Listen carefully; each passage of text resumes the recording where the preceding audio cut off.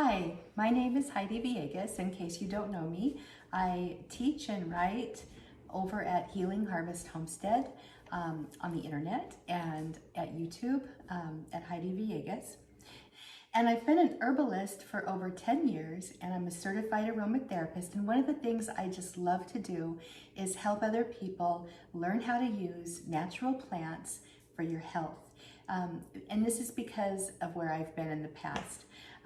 I can tell you that in the last 8 years of teaching, consulting, online, and in person in lectures, in the community, basically working with people one-on-one, I've helped hundreds of people to learn how to use herbs in their homes for their health, to be able to make herbal remedies that work and to experiment with the plants they have around them in the world and basically become safe, confident, effective herbalists. And that's my mission. My mission is actually to try to get an herbalist in every single extended family so that people have alternatives right there because, well, we're kind of into self-sufficiency anyway, but with self-sufficiency, that doesn't mean you're being selfish. It means that you're available to help other people because you can do things yourself. So if I can walk into the yard and grab a plant that I know is going to help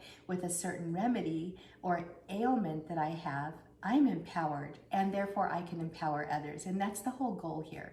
So, basically, I help empower you to know exactly how to use herbs for yourself and your family. All right, so I want to go into this a little bit farther though, because I have a feeling that you're probably a lot like I used to be, or at least we have a lot of common experiences, because I didn't grow up using herbs medicinally. Nope, I did not.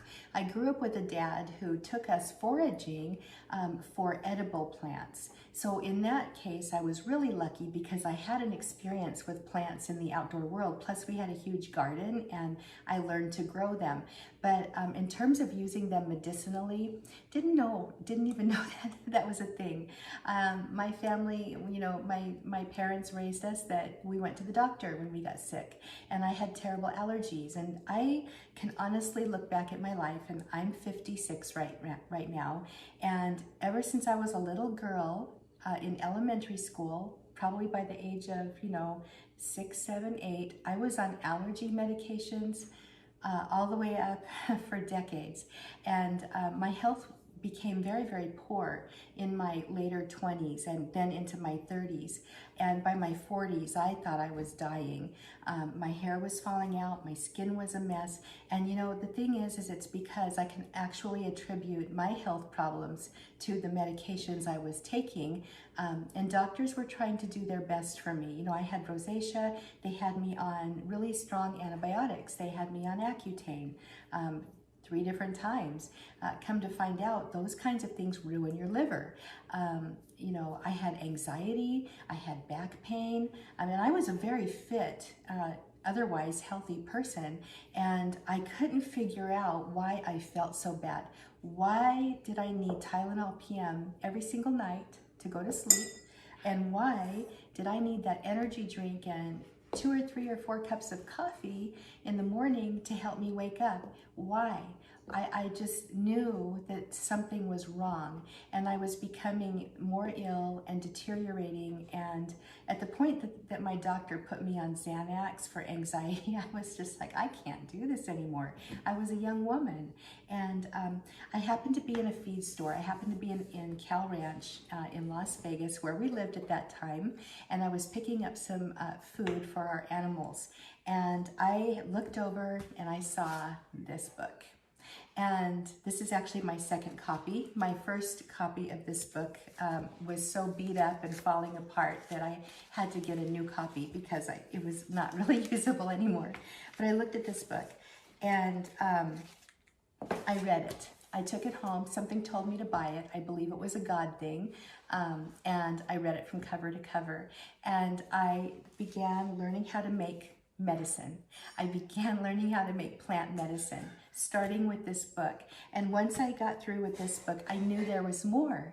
And I searched and searched and searched. Now, keep in mind, this was, you know, well over 10 years ago, 15 years ago, and I couldn't find an online course. And I, at that time, was my last child was still at home with me, but I couldn't just pack up everything and go off to herbal school far away in Massachusetts somewhere. I couldn't do that. So I had a career. I was a school teacher, and I had to find a way to learn herbalism. I looked, and I was so passionate about it, and I finally found an online course. It was actually Rosemary Gladstar's course that was by correspondence back then. It wasn't even completely online, and I took it, and so that was my first course. And now here I am, literally, you know, over a decade later, and literally thousands of dollars spent on courses and books and resources, to the point where I feel comfortable teaching others, and I know how to fast track people to get people to a place where you can operate with the plants quickly, safely, effectively, and confidently. Because I'm there for you. Anyway, that's enough about me. Let's go ahead and get into the sage. So I chose an herb today for today's work that I thought would be really cool, because it's something that we all have available to us. Many of us grow sage in our gardens. This is Salvia officinalis. One thing you'll learn if you learn with me is that we look at the Latin names. That's very, very important. But this is Salvia officinalis, and it's extremely useful, as we know, as a cooking herb, but it's got a lot of medicinal uses too. It's extremely valuable and powerful to have in your garden. And now I have fresh herb matter here, but you know what? You don't have to have the fresh herb. Luckily though, this is something you can usually buy in your grocery store. But if you don't have the fresh, you can certainly get dried sage, and it works just as well. So I just wanted to point that out to you, so you don't feel like you have to have the fresh. The fresh herb is super nice to have, but not necessary, okay? All right, let's talk about some of the things that sage is really, really good for in your normal life. So it's amazing for your brain. It's good for your circulation. It's excellent for female support. Believe it or not, it's really helpful for hot flashes. Not too many people know that.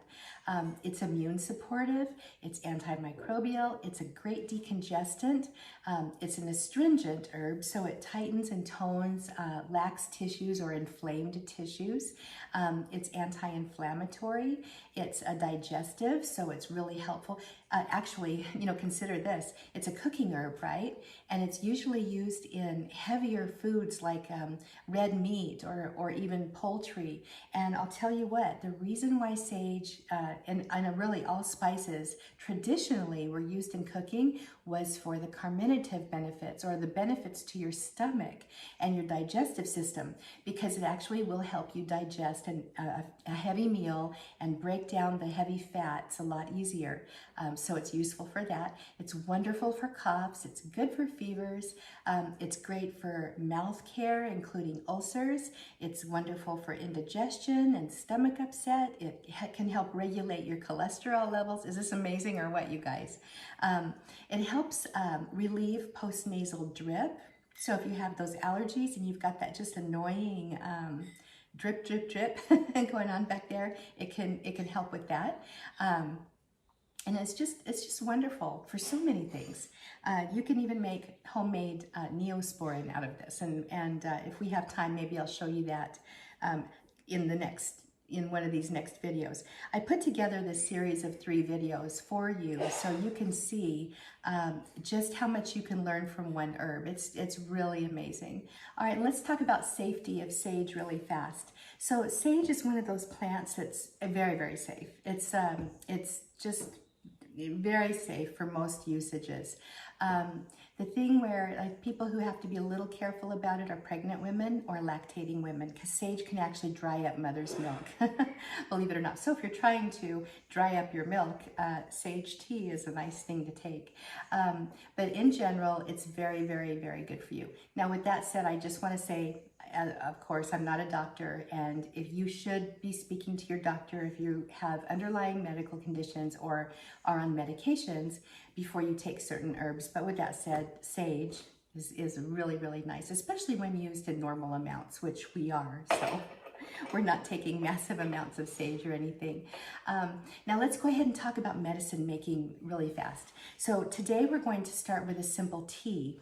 And I know tea might sound a little boring to you guys, but we're starting there because teas should not be overlooked. Tea in terms of being herbal medicine is extremely helpful, very easy to make, and accessible to everybody. So that's why we're starting with an herbal tea. And the thing about making your own plant medicine is that it's easy. And once you get the basic, things to know down, and there's not that many things to know about making plant medicine, then all you have to do really is learn about the plants. Once you learn about the plants and you know how to make plant medicine, and you have a little bit of an idea about the energetics of the plants and maybe the energetics of the person, you are really quite set. So with that said, let's go ahead and we'll talk about herbal teas. Alrighty, so I went ahead here and I took some plant matter. I basically used a little glob of fresh sage about that big, stuck it in my little French press here, and this is about a quart or so, and I filled it up with some hot water, and it's been steeping now for, I would say, about 20 minutes or so. So I'm going to go ahead and strain it off. I could let it steep a little longer, and that would be just fine, but this is good. So what I did, I love fresh presses for teas. There's actually a lot of different things you can use to make tea, and infuser cups, one thing I like to use is, I'm looking behind me because I just had it this morning, one of those infusers that you just stick into a cup or even into a mason jar, and then you let it steep naturally that way. But a French press is really nice to have. If you don't have one, it's not a big deal. Use a mason jar. Put your herbs in there, put your hot water on, put the lid on top loosely so that, it doesn't, the steam doesn't get backed up in there, and you've got your tea. So here we go, we've got our tea, and we're going to talk really quickly about some of the many different ways you can use the sage tea. And then we're going to go ahead and we're going to make a sore throat spray. So we're actually going to make an herbal remedy today that I think you're really going to like. So one of the uses of sage tea, besides just drinking it as a tea, believe it or not, it's a delicious tea, but you can use this as a liniment. So with a liniment, go ahead and take this lid off. A liniment is basically an herbal preparation that you use as a wash or in a compress on your skin as you need it. So you can use it for bug bites, you can use it for cuts and scrapes, you can use it as an eye wash, and I know you can use it as an eye wash for sure because I've actually done that. We had a baby goat a couple of years ago who had this infection and it was not going away. It was, her poor little eye was swollen and just gooey, and this was going on for a few days. The medicine that we had wasn't working, and so I said, let's just go ahead and try some sage tea, and we did, and we washed her eye, and basically you just take your washcloth, and this is very hot, and you give it a little squeeze, and you can just lay it on the eye, and then just give it a little wipe, very, very gently. So that's how you would use sage tea as an eye wash, and it smells so good. Cuts and scrapes, sprains, if you have a sprain, you could actually make an iced sage tea and get your washcloth, dip it, and then lay it on top of the sprain. That's actually a very old-fashioned remedy that was popular back in Europe for centuries. So there's a lot of things you can do with the tea. And then you can drink it. Like I said, it can be useful for drying up your mother's milk if you're lactating. One thing I didn't mention, sage is really good for women's systems in general. Sage is excellent for helping to regulate hormones. I know we all kind of think of black cohosh, right, when we think about regulating hormones, but don't discount sage, because sage is extremely useful for balancing. And if you're going through a period where you're having hot flashes, and this was for men too, I've known many men who hit andropause and they start having hot flashes as well. But sage tea, a cup or two a day, maybe a little one in the evening, can help with the hot flashes, especially if you wanted to add some black cohosh in here. You know, occasionally you could do that too, but really helpful for that. And let's go ahead and we're going to make a sore throat spray. The reason sage tea is so useful in a sore throat spray is because, think of a sore throat for a moment. It's inflamed, it's red, it's hot, maybe you've even got a little bit of an infection going on in your throat. Well, sage tea has antimicrobial qualities. It's also very astringent, so it tightens up those tissues and it provides a lot of relief for sore throat. So here's how we're going to do this. I've got a little 2-ounce amber glass bottle. I've got a funnel, and I'm going to go ahead and pour my sage tea into this amber glass bottle. I'm going to pour it about 3/4 of the way, and then I'm going to add some honey. And the honey is just, you know, you don't have to have the honey, but I like to put it in there because honey, even by itself, is really, really soothing for sore throats and illnesses and things like that. So I've added my honey. I'm going to add a little too much. That's okay. Go ahead and pour some of the tea out here as I make a mess. I want to go ahead and have between the liquid and the honey, I want it to about the shoulder. And then what I'm going to do is I'm going to go ahead and pour in just a little splash of vodka. This is not enough to get, you know, anybody tipsy or anything. But what the vodka does is it's going to help mix the honey into the sage tea. It also provides a little bit of extra antimicrobial power, and it also is a bit of a preservative. So with that said, I can pour a little bit more. I'm going to store this in the refrigerator, and that's going to do two things. Storing this in the refrigerator is going to make it, first of all, nice and cool, so that when you go ahead to spritz it on your throat, it's cooling and soothing and just really wonderful. And the other reason is that it will last longer in the fridge.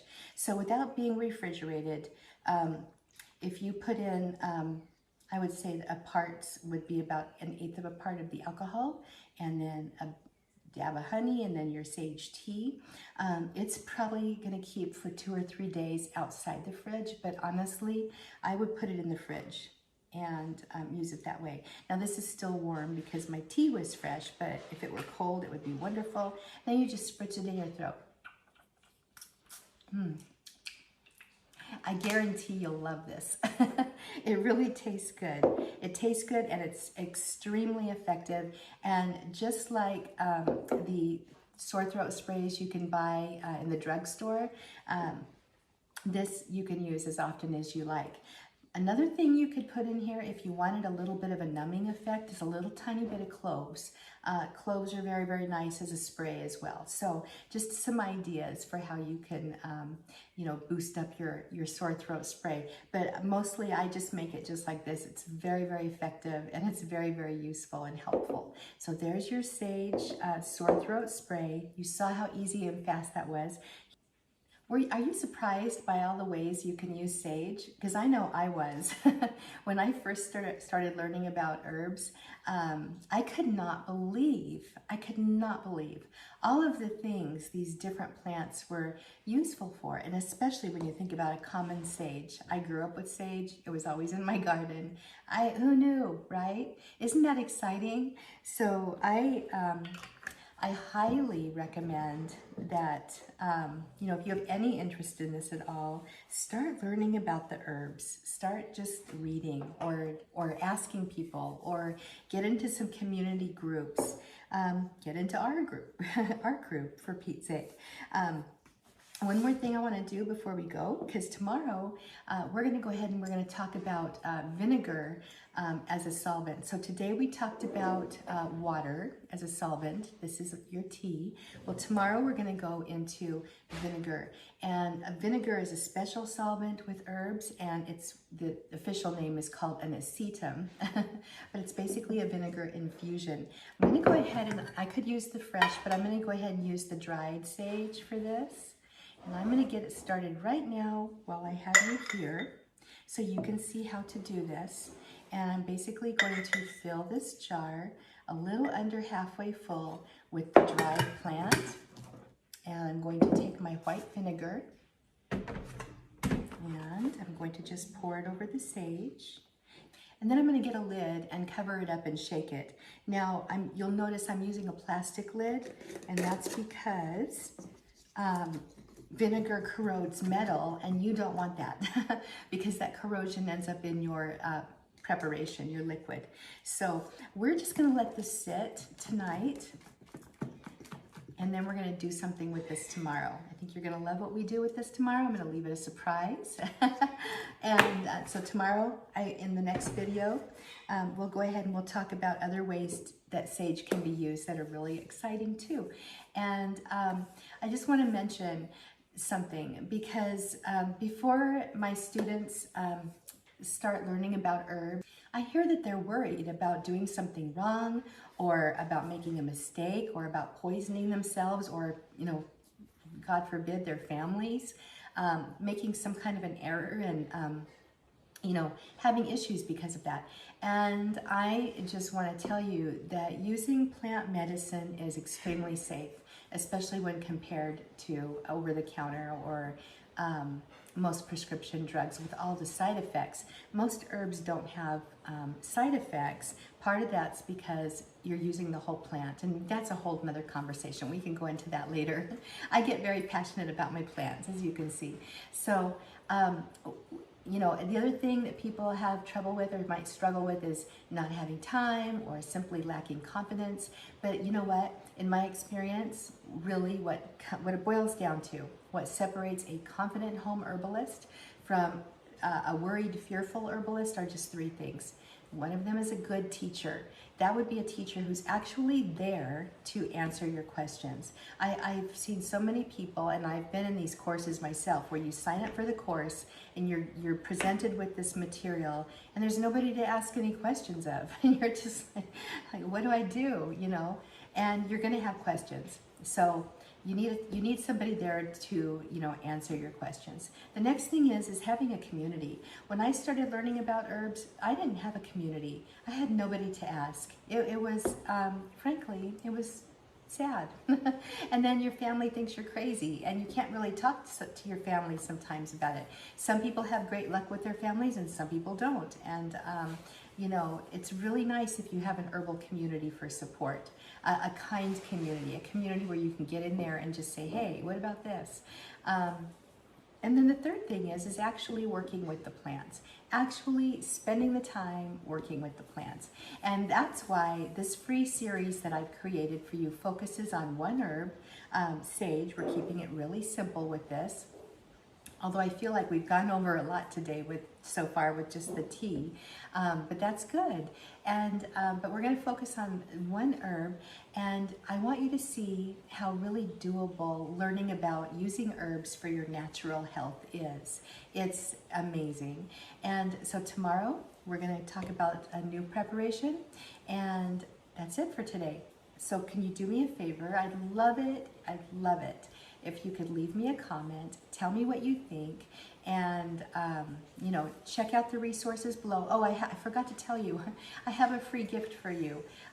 So you can download the bonus for being here in this free series. I would love to give you my Sage ebook. It's 35 or 40-ish pages. It's full of every single thing you want to know about sage, along with some recipes and remedies, along with how to grow it, along with how to identify it. It's a really nice resource to have about sage. So be sure to download that. Take a look at what's in it.